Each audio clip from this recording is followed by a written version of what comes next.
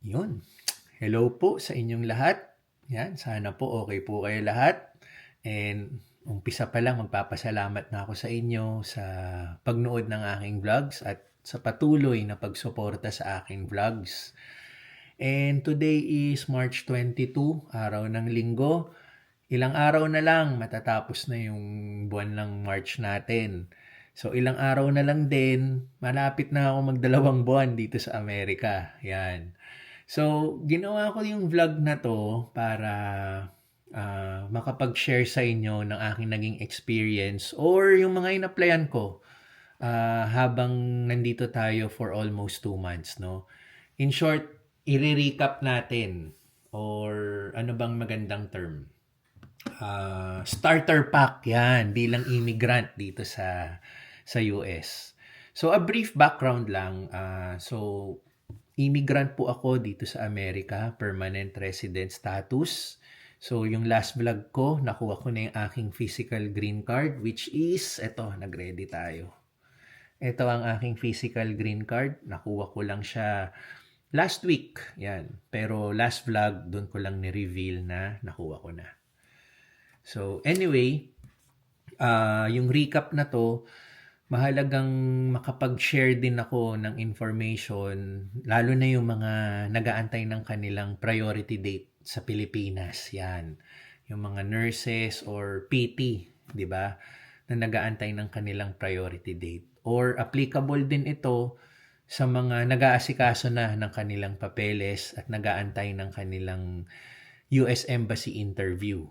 Pwede din ito sa may mga nakaschedule na ng interview at sa mga na-approve na, papunta na rito. So, maraming sakop itong i-vlog ko ngayon para makatulong tayo makapag-share ng information.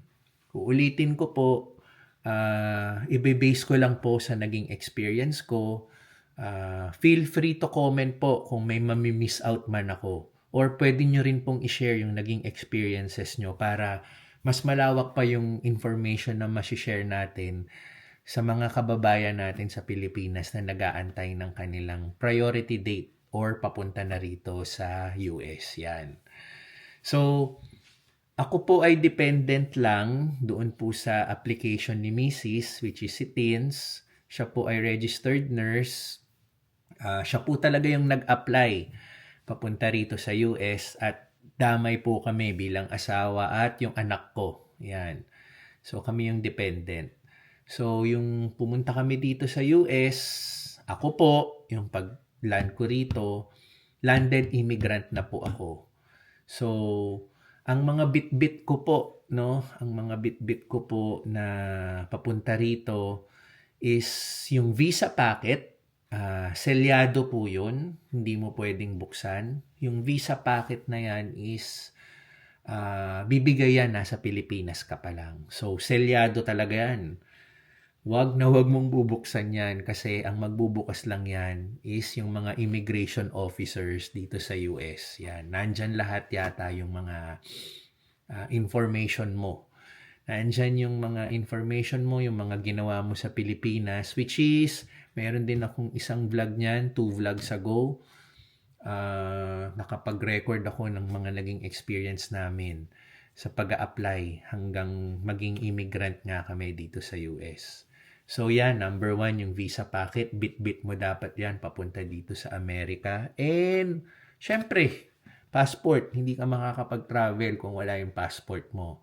So, after mong ma-approve sa US Embassy sa Manila ng interview, ilalagay nila dito sa loob yung iyong immigrant visa. Tapos, dala-dala mo nga, of course, ito sa biyahe mo. Pagdating mo dito sa US, so sa case ko, nagland ako sa San Francisco Airport, pumunta tayo sa immigration, ipinasa natin yung ating visa packet, sila yung nagbukas, chinek nila, verify nila, check din nila yung passport mo, titignan nila yung immigrant visa mo, pag okay naman ang lahat, meron silang tatatakan. Tatatakan nila yon na admitted ka, tapos dun din sa immigrant visa mo, nakalagay doon na yung immigrant visa mo is valid for 1 year. Yan. Bakit 1 year? Kasi hindi pa nila agad ibibigay yung physical green card mo. So, ibang ano na naman to, ibang usapan na naman to si green card. So, si green card, habang nasa Pilipinas kami, binayaran ko na yung green card fee. So, meron ka naman dalawang option. Pwede mo naman bayaran agad or pwede mo siyang bayaran pag land mo dito sa Amerika. Yan. So, bahala ka. Pero kami, mas dinicide kung magbayad agad habang nasa Pilipinas pa lang para mababawasan, bawas na yon sa iisipin ko pa, no? Pag land dito sa Amerika. So, yung time na yon, nagland ako dito sa Amerika February 3 of this year. Pero, as soon as matapos yung visa interview namin last December 3, after a week or two, nagbayad na ako ng green card fee. So, yung time na yon, ang green card fee ko is $235. Yan. So, yung amount na to, pwedeng nagbago na ngayon dahil pabago-bago rin naman ang mga presyo ng bawat government fees, 'di ba? So, paki-research na lang din po kung magkano na ngayon. Pero yung time na binayaran ko to last December, it's $235. Yan. Tapos, gaano katagal bago ko makuha yung physical green card? So, yun nga, nakita nyo rin naman last vlog na natanggap ko na yung physical green card ko. So, yung pag-process ng physical green card mo, paiba-iba rin yung mga dates, no? According sa mga opinion ng ibang tao, yan. According din sa experiences ng ibang tao. Again, feel free to comment po sa comment section natin. Ano yung naging experience nyo, gaano katagal nyo natanggap yung green card. So, for this green card, bago ako mag-arrive dito sa US, nag-research ako. Siyempre, lagi kong takbuhan si ChatGPT. Sabi ni ChatGPT, usually, ang processing ng green card is 45 to 90 days. Tinanong ko rin yung kapatid ko, which is nandito na sa US 2 years ago. Siya, na-receive niya yung green card niya after 5 weeks. 4 or 5 weeks, parang ganon. Around 4 to 5 weeks. Tapos, sa case ko naman, yun nga, natanggap ko lang siya last week. Pinakita ko po yun sa last vlog. Parang 1.5 months ko po na-receive from the day ng arrival ko.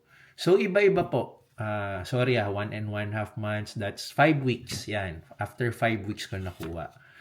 Tapos, dun sa US mismo, US na nga pala to. Dun sa airport mismo, sa San Francisco Airport, tinanong ko rin, gaano katagal ba bago ko makuha yung green card ko. Naalala ko, sabi nila around 2 to 6 weeks.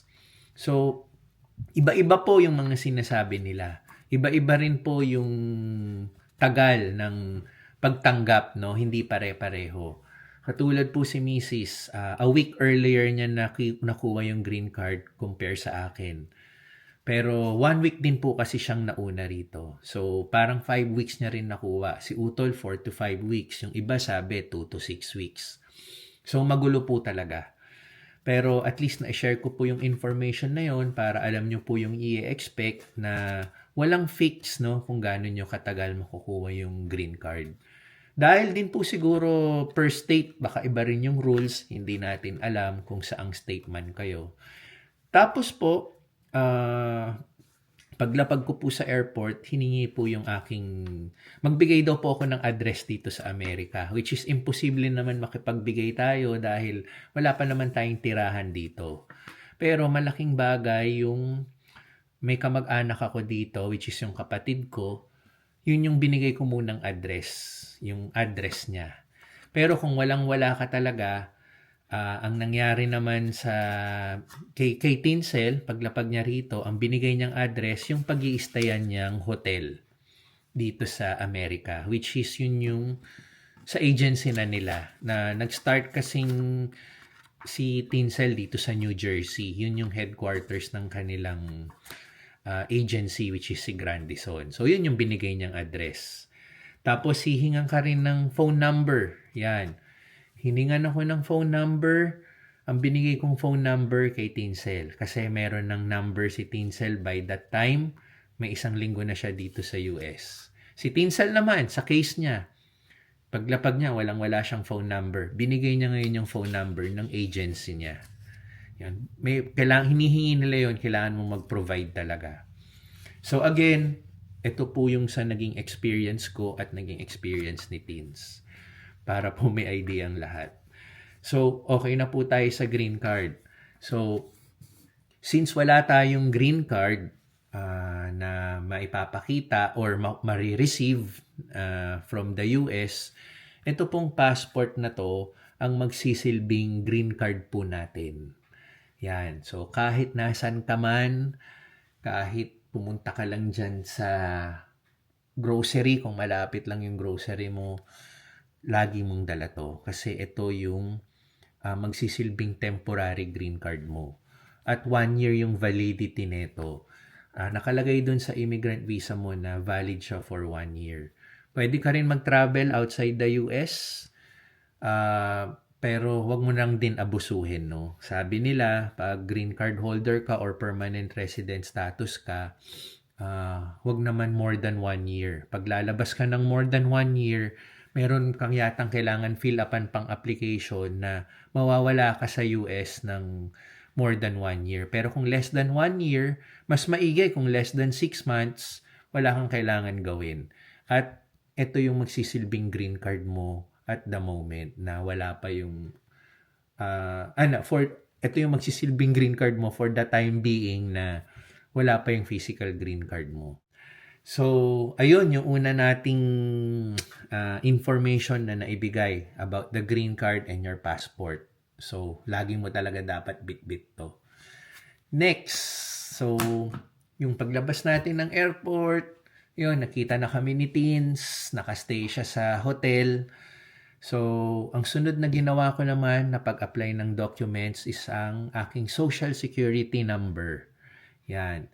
So, yung social security number, iba-iba na naman ang interpretation dito. Sa case ni Teens, inasikaso na ng agency niya yung social security number niya. Sa case namin, as dependents, hindi pa. Ako mismo ang nag-apply ng aking social security number. So, ganito yung nangyari. So, ni-research ko ulit kay ChatGPT ano yung phone number ni Social Security dito sa Amerika. So, yung nakuha ko, tumawag ako, naghanap ako ng nearest office dito sa lugar namin kung saan yung office ni Social Security number. So, hindi siya ina-apply online. Kailangan mong pumunta sa mismong office niya. So, yung tinawagan kong number, ginawan ako ng appointment. So, that was last February 10. Yan, dumating ako, February 3, nagkaroon ako ng appointment agad ng February 10. Yun yung pinaka-earliest na nabigay sa akin.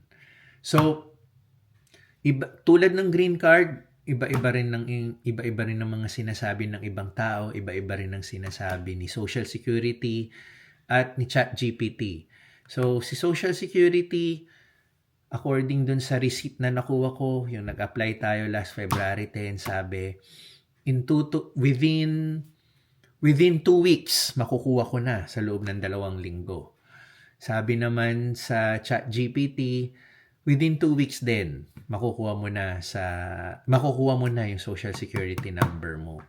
Pero sa experiences ng mga kakilala ko, again, si Utol, nakuha niya after 4 weeks. Yan. Lumagpas sa 2 weeks na sinasabi ni Social Security number sa akin.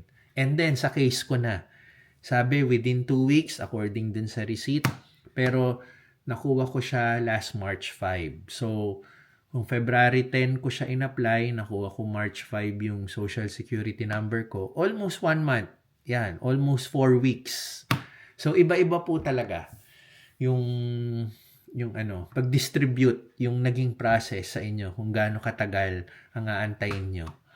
So, again, mag-expect na lang kayo, baka matagalan para hindi kayo masyadong umasa. Kung dumating ng mas maaga, yun, mas maganda sa pakiramdam na dumating ng maaga. At least hindi ka napaasa, di ba? Okay, since may social security number tayo, Yun ang isa sa pinakamahalagang meron ka dapat dito sa US. Kasi kung wala kang social security number, unang-una, hindi ka pwedeng magtrabaho. Yan. Dahil pag mag-a-apply ka ng trabaho, yung social security number na yan, yan ang isa sa mga hihingin sa'yo. Pangalawa, hindi ka pwedeng mag-apply ng driver's license. Hihingin din nila yung social security mo. Isa yan sa requirements. Hindi ka rin makakapag-apply ng bank account. Yan. Isa rin yan hihingin yung social security number mo. Ano pa ba? Minsan, pag mag-a-apply ka ng phone line, hihingin din yung social security number mo. Hindi ko lang alam sa ibang mga networks, pero sa experience ko, hinihingi din yung social security number. So, sa madaling salita, malaki yung sakop ni social security number para magawa mo yung mga gusto mong gawin or ma-apply mo yung gusto mong i-apply. Yan. Tapos, ano pa ba? Yung in-apply ko yung social security number ko, at that time, hindi pa namin nakukuha tong bahay na to, so wala pa kaming address. Nakatira pa kami sa hotel. So, hinihingi ni Social Security Office yung address ko kung saan nila pwede ipadala yung Social Security number ko. Once matapos na siya, pero hindi ko maibigay yung hotel ko kasi hindi namin alam kung gaano kami katagal at that time. Baka kasi wala na kami sa hotel, doon nila email yung Social Security number ko. At very important yon na hindi mapunta sa ibang tao yung Social Security number mo kasi dito daw sa US, usong-uso yung identity theft. Baka gamitin nila yon sa masama, sa pangit, no? So, very important yung ibibigay mong address, make sure ikaw ang makakatanggap. So, sa case ko, dahil wala pa kaming permanent address talaga dito sa US, ang binigay ko munang address is yung kay Utol. Which is, na-receive ni Utol, tapos minail na lang sa akin ni Utol, yung meron na kaming permanent address. So, ayun. So, to give you example, to give you itsura ni Social Security number, ito siya.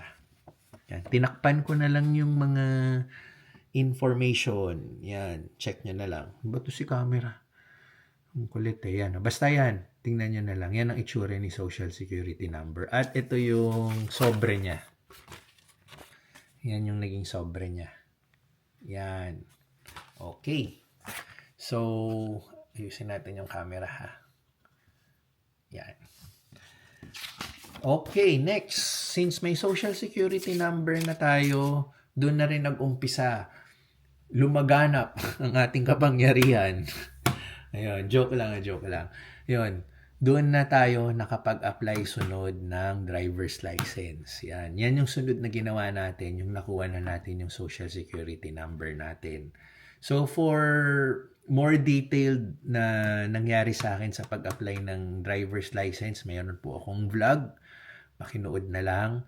Pero to give you a brief information, so, yung naging requirements sa akin, naging requirements na hiningi sa akin for applying a driver's license is yung social security number, green card, pero yung time na nag-apply ako ng driver's license, wala pa yung green card ko. Tulad ng sabi ko kanina, passport ang ipakita nyo dahil ito yung magsisilbing green card nyo.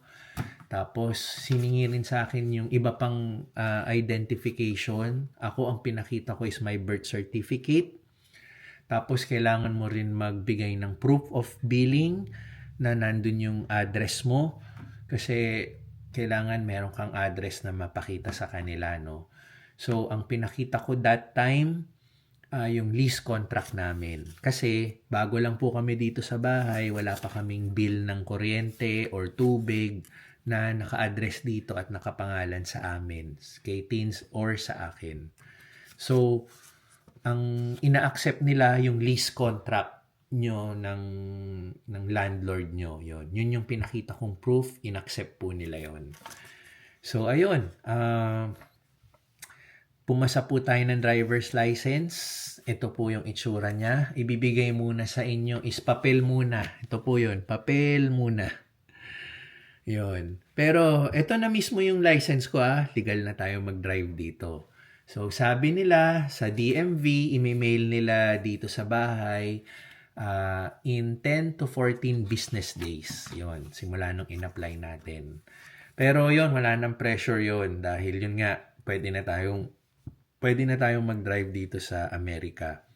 Kahit ito na lang muna yung ipakita natin. Ayan. Illinois driver's license. Tapos sa mga maraming nagtatanong sa comment about sa driver's license. Bakit daw yung pagdating ko dito sa US, drive na ako ng drive, no? Wala pa akong Illinois driver's license. Well, pwede pa rin naman po yun as long as meron kang lisensya dyan sa Pilipinas, yung sa LTO. Make sure hindi expired So, pwede tayong magmaneho dito sa state of Illinois for 90 days upon arrival, no? 90 days valid yung lisensya mo at pwede kang mag-drive. So, yun yung ginamit ko. Hindi ko lang alam sa ibang state kung ano yung rules doon.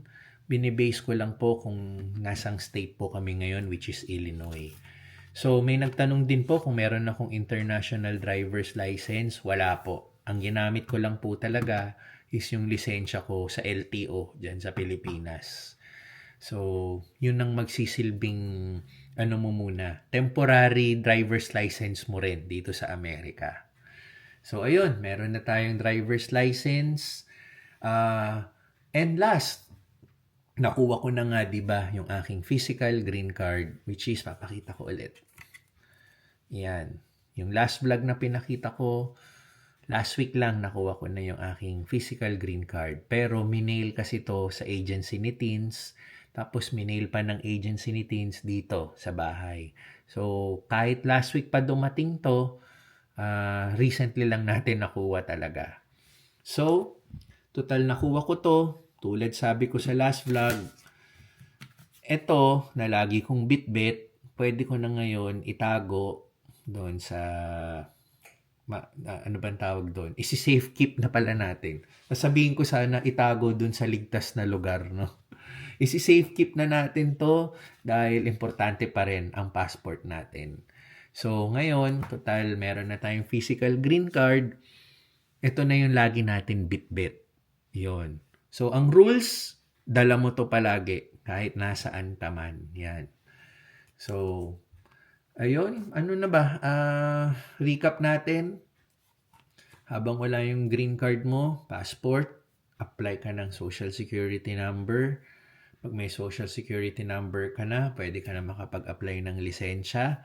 And then, tulad ng sabi ko kanina, si social security number, malawak siya. Ayan yung nagbubukas, yung nag-open ng gate sa'yo sa iba't ibang mga application. Tulad nga nung nasa Chicago kami, tinapos ko na kasi yung vlog na yun nandun na kami sa Union Square. Meron pa kaming 2 oras noon. Eksakto, may Chase Bank dun sa tabi. Nag-apply na rin kami on the spot ng bank account, which is nakapag-open na kami ng bank account. Isa rin sa hiningi is yung social security number mo. So, yun. Iba talaga si social security number.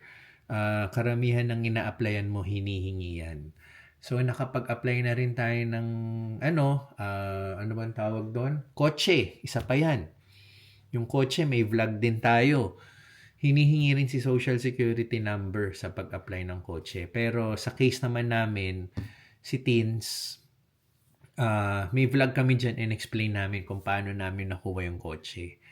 Pero yun, finalo up na lang namin yung mga documents. Humingi kasi yung dealership ng mga follow-up documents, which is that time na i-release na rin sa amin yung social security number ni Teens and yung physical green card niya. Kaya may onting delay pero once na nasubmit niya yon, napabilis yung pag-release ng kotse sa amin. Yun, medyo magulo na ba yung mga huli kong sinasabi? Anyway, yun, sana medyo nakapag-share ako ng mga vital information. Kung nagsisimula ka rito bilang immigrant, yun yung naging starter pack natin. Meron pa ba ako nakalimutan? Yan, credit card. Yan, pag nag-apply ka ng credit card, hihingin din si Social Security number sa'yo. Yan, para ma-approve ka. Pero, ano rin, hindi rin ganun kadaling ma-approve bigla kasi may mga ibang credit card companies, titingnan din talaga yung ano mo, yung employment details mo, which is sa case ko, hirap ako dahil wala pa tayong trabaho. Si Teens madali, na-approve agad siya kasi ipapakita niya lang yung current employer niya. Pero ako, nakakuha ko ng isa, sinabi rin yun ng kapatid ko, ang Discover credit card, which is, ito, na-approve naman tayo. Meron tayong credit card. Ito na yung ginagamit natin ngayon, panggastos dito sa US. Ito rin yung magbibuild ng credit score natin, which is napaka-importante din sa atin dito sa US kasi syempre kung maganda yung credit score mo, ito yung magdedetermine na in the future para mapadali yung pagbili mo ng kotse, makapagrenta or bili ka ng bahay. So, kailangan maganda ang iyong credit score. So, marami rin nagko-comment sa atin on how to handle your credit card, your credit score properly. Maraming salamat po sa mga nagko-comment. Marami po ako natututunan doon. So, ano pa ba? Pakita ko na ba lahat? Ano pa bang mga nakalimutan natin? So, ayun, usually. Tapos, yung mga documents naman na shinare ko sa inyo, na-vlog ko naman yun, no? Yung mga previous vlogs natin. Tapos, yung mga tanong nyo naman about sa bahay, iba rin naman to. Ibang usapan na to, yan. Iba, case-to-case basis din to. May mga real estate companies din naman kasi hinihingi rin nila yung social security number mo. Pero in our case, ang previous tenant po kasi neto is yung naging kaibigan na namin, si Kat and Jolan. So, mabait po yung landlord namin. Hindi na siya naging ganun ka-strict when it comes to requirements. Kaya madali po kami nakapag-sign ng lease contract sa kanya. So, again, case-to-case basis po talaga most of the time yung mga in-applyan ko. Shinare ko lang po sa inyo para may idea po kayo. So, again, sa mga nagko-comments or may gustong mag-input dito sa na-share ko, feel free po. Kasi kahit ako po, marami pa akong kailangan matutunan dito sa Amerika. Lalo na sa mga binigay kong information. So, ayun, mahaba-haba na yung vlog natin. Pero maraming salamat sa pagstay hanggang dito sa dulo. Anyway, magsha-shoutout na naman tayo. Marami nagre-request ng shoutout, no? Simulan natin si Sir John Sibug ng Mississauga, Ontario, Canada. Yan. Meron na naman tayong viewer from Canada. Sir, hello po sa inyo. Si Sir Elmer Ramos, Minneapolis, Minnesota. Yan. Diba malamig dyan sa Minnesota? Mas malamig yata dito sa Illinois or pareho lang. Anyway, Sir Elmer Ramos from Minnesota, hello po sa inyo. Tapos, ito yung masarap puntahan, California eh. Maganda weather dito eh. Si Sir Boyet and Ma'am Vivian ng Vallejo, California. Vallejo, California, nandiyan yun ni si Tito Rod. Nanonood yan lagi ng vlog natin. Tito Rod, kamusta kayo? Ayan. Ako ayos na ayos dito. Napapanood mo naman yung vlog ko. Tsaka salamat. Lagi kang nanonood. Tapos, si Ma'am Shirley Candelaria ng Decatur, Illinois. Yan. May mga comments din po siya na willing po siyang tumulong kung anong mga kailangan namin dito. Ayan, sobrang grateful po namin. Kahit po yung mga ibang nagko-comment, gusto nilang tulungan kami sa pag-start dito ng buhay. Kung napapadpad daw kami sa mga place nila, welcome daw kami. Ay, nako. Sobrang salamat po sa mga offer nyo, no? Ewan ko, nakakataba talaga ng puso na kahit nakikita nyo lang kami sa vlog, di naman tayo personal magkakilala, is welcome kami sa mga lugar nyo, no? So, ayun, nakakahiyaman na no, pero mas masaya na ako na nagsusupport kayo sa vlog ko, na-share ko yung experience ko. Nakakahiya po talaga, no? Pero, grabe yung mga offers nyo po. Salamat po. Even itong nag-offer sa akin, si Sir Lien Cram Ohed Ang hirap ng pasensya na sir. Lien Cram Ohed Dalabla. Yan. Sorry sir sa pag-pronounce ko ha. Nag-offer siya ng Chicago Bulls ticket. Sabihin ko lang daw.